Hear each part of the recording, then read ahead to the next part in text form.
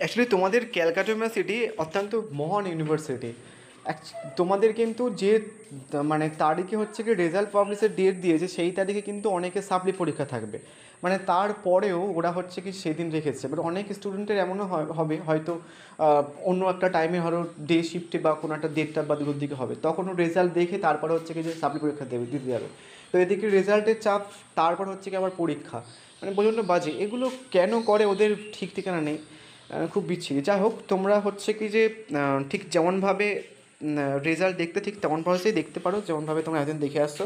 তোমাদের বলে দিয়েছে এখানটা ইউনিভার্সিটি থেকে যে 14/8/2025 হচ্ছে কি তোমাদের রেজাল্টটা দেবে, এবং 2টো থেকে দেখতে পাবে তুমি।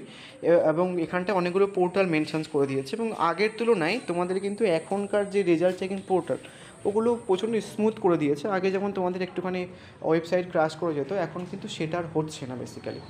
তো দেখে নিতে পারো। Best of luck.